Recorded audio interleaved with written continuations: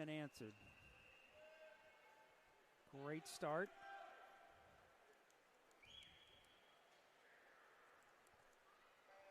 C final now, men's 400-meter freestyle. Lane 1, Luke Brennan, Petty Aquatic Association. Lane 2, Jonathan Neighbor, CSP Tide Riders.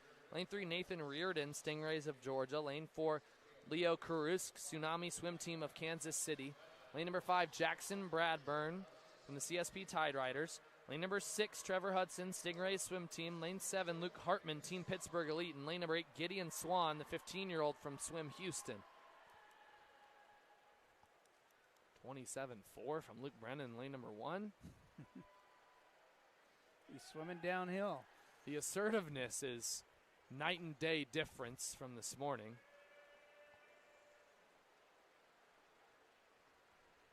This looks like one of those battles you have at the end of a practice and everybody just starts lighting it up. And, you know, it doesn't matter how tired you are. Just they love racing. They just love that sense of pride in racing.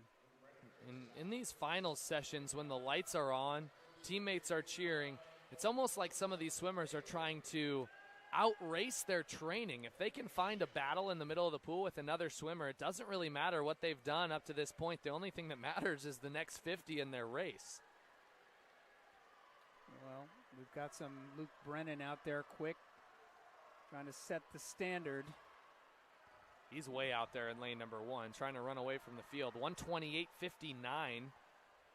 31-1 there on that split, faster than anybody else in the pool. This is the C final in the men's 400 freestyle. We've seen big-time drops so far from the previous 2 heats.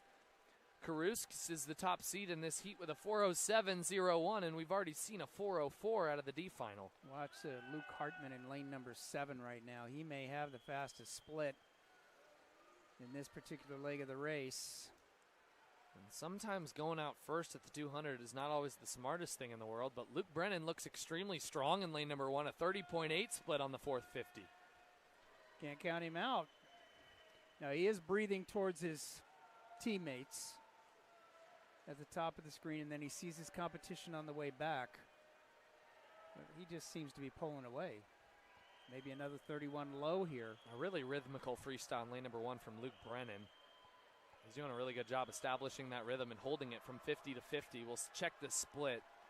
31.25, 30.0 from Bradburn in lane number 5. The rest of the field is starting to creep up just a little bit, but nobody's made a drastic move yet. Nobody was over 32 on that last, or over 31.99 on that last 50. So very consistent field as far as splits go in the middle of this race. Here comes Luke Hartman in 7, as well as Jonathan Neighbor in lane 2, but they got to get on the feet of Luke Brennan to have a shot. And here's where the turns come into play. You saw, Luke Brennan just come through his turn. The other swimmers were ready to, make that next move, and he just maintained his lead. We'll see how things pan out here on the final 100. Jonathan Neighbor is trying to catch that draft from Luke Brennan in lane number 1. And the battle is in the far top side of your screen, lanes 1 and 2. Let's check the splits. Neighbor is going to be a little bit faster, 1.7 seconds faster. Look at that kick in lane number 2 from Jonathan Neighbor. Looks like Brennan answered back, though. It's going to be a great race down to the finish. 25 meters to go. These are your 2 leaders in lanes 1 and 2, Brennan and Neighbor. Almost mirroring each other out there with their strokes. They really are, stroke for stroke here. 15 meters to go. Here comes Jonathan Neighbor. He's got that extra gear.